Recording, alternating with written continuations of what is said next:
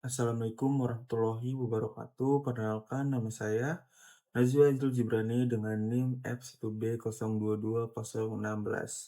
Di sini saya ingin menjelaskan mengenai penelitian saya mengenai analisis persepsi masyarakat terhadap film Dirty Vote dalam pembentukan opini publik mengenai reformasi birokrasi. Jadi film Dirty Vote ini dirilis pada tanggal 11 Februari tahun 2024 yang disutradarai oleh Dendi Dwi Laksono dan dalam film dokumenter ini eee, menampilkan 3 pakar hukum tata negara yakni Bivitri Susanti, Ferry Amsari, dan Zainal Arifin Mokhtar. Penelitian ini memiliki beberapa manfaat. Yang pertama adalah manfaat praktis. Penelitian ini membantu meningkatkan kesadaran masyarakat mengenai pentingnya transparansi dan integritas dalam birokrasi dan pemilu di Indonesia, yang dapat memotivasi tindakan nyata seperti pemantauan pemilu. Lalu, film dokumenter dapat berfungsi sebagai media advokasi yang kuat dan memungkinkan publik untuk lebih kritis terhadap kebijakan yang dibuat oleh pemerintah dan menggerakkan masyarakat untuk turut berpartisipasi aktif dalam proses politik.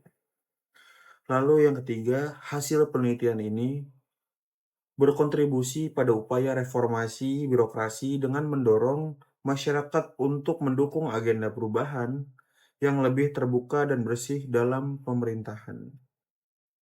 Lalu terdapat juga manfaat teoristis, yakni penelitian ini menggunakan teori resepsi untuk menganalisis bagaimana masyarakat menafsirkan film Dirty Vote untuk memperkaya pemahaman mengenai bagaimana konteks sosial dan budaya mempengaruhi penerimaan pesan media. Lalu penelitian ini menambah wawasan juga mengenai pengaruh media dalam bentuk opini publik terkait isu-isu sosial politik, terutama dalam konteks pemilu dan reformasi birokrasi. Lalu yang ketiga, dengan metode etnografi, penelitian ini memperlihatkan cara baru dalam meneliti reaksi publik terhadap isu-isu di platform digital, memberi referensi metodologi yang relevan bagi penelitian di era digital. Dalam penelitian yang sudah saya buat, penelitian ini berfokus pada analisis persepsi masyarakat terhadap film Dirty Vote dalam kaitannya dengan pembentukan opini publik mengenai reformasi birokrasi di Indonesia. Film ini menggambarkan isu-isu politik kotor, khususnya manipulasi kekuasaan dan kecurangan pemilu yang merongrong proses demokrasi di Indonesia. Melalui pendekatan etnografi, penelitian ini mengumpulkan data dari diskusi publik di media sosial untuk memahami bagaimana masyarakat bereaksi terhadap pesan-pesan yang disampaikan dalam film ini. Penelitian ini menemukan bahwa film Dirty Vote memiliki dampak yang signifikan pada persepsi publik, terutama dalam meningkatkan kesadaran masyarakat akan pentingnya transparansi dan integritas dalam birokrasi. Reaksi masyarakat bervariasi, mulai dari kritik terhadap kecurangan dalam pemilu hingga dukungan untuk reformasi birokrasi yang lebih transparan. Dengan menampilkan realitas birokrasi dan korupsi, film ini dianggap berhasil memicu diskusi publik dan mendorong masyarakat untuk lebih kritis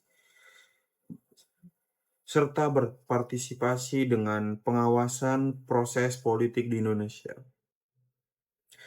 Secara teori, penelitian ini mengandalkan teori resepsi yang membantu memahami bagaimana pesan dalam film diterima, dinegosiasikan, atau ditolak oleh para penonton, tergantung pada latar belakang sosial dan budaya mereka.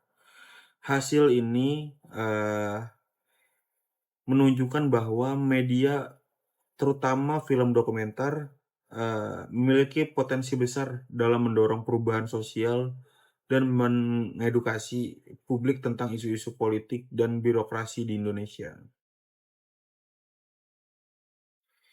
Hasil penelitian ini menunjukkan bahwa film Dirty Vote, berhasil membentuk persepsi publik mengenai pentingnya reformasi birokrasi dan transparansi dalam pemilu.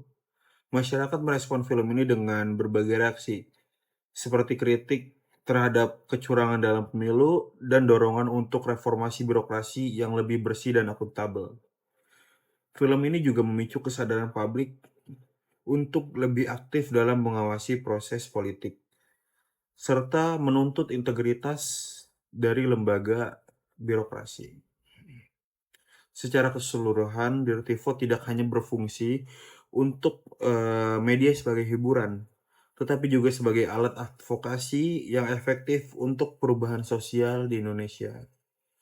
Mungkin cukup itu saja yang bisa saya sampaikan. Terima kasih atas perhatiannya. Wabillahi taufiq wal hidayah. Wassalamualaikum warahmatullahi wabarakatuh.